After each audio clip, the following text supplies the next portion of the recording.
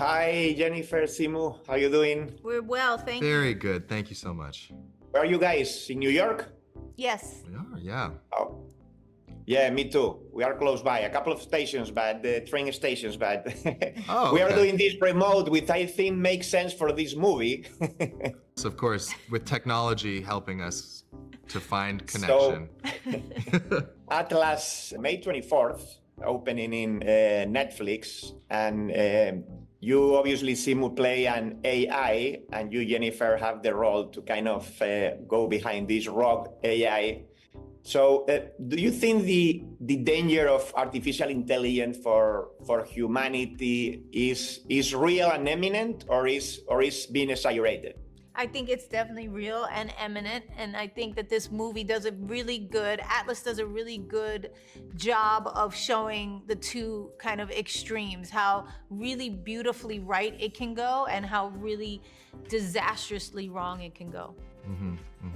Yeah, I think a lot about AI and art as two very, very diametrically opposed things, because AI is, by nature, I think, has no soul, and art is human beings pouring their soul into something, whether it's music or film or TV or visual art, and so I think a lot about I think there's a real threat because people are talking about AI generated art, and I just think that's such an oxymoron. AI could not generate art because AI has no soul. There's no message behind it.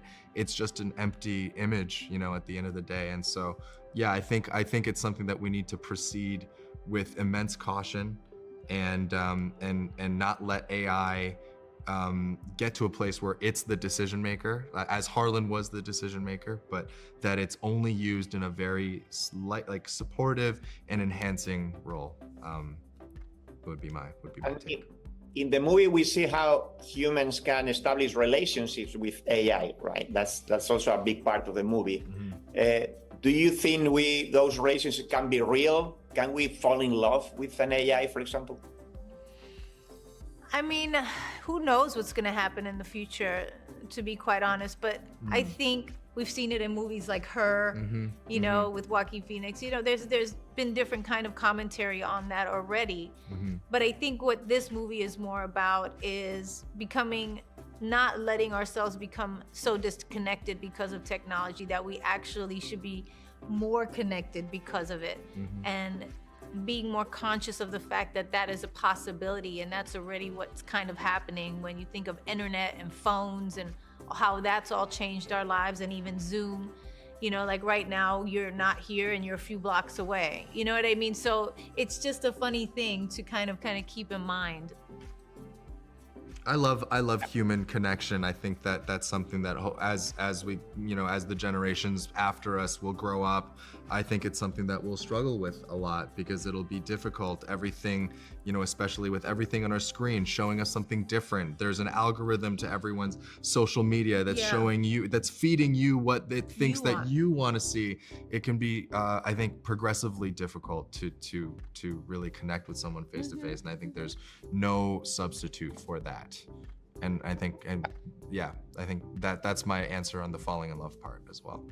And Jennifer, how was for you filming inside that suit, that mechanical suit that is about a big part of the movie? You're inside that. It was very physical. It was challenging. Yeah, it was super challenging. I think it's a different kind of acting, right? Because you're all by yourself. It's like a one-woman show. It's 7 weeks with just you and just this voice that's coming through.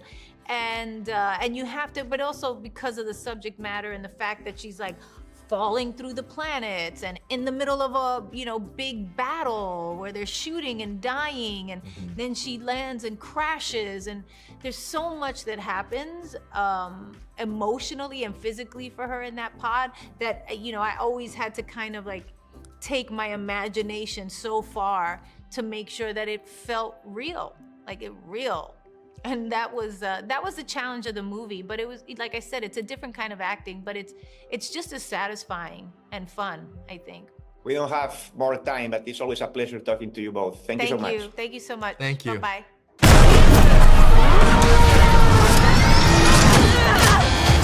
What do I do? Stop it!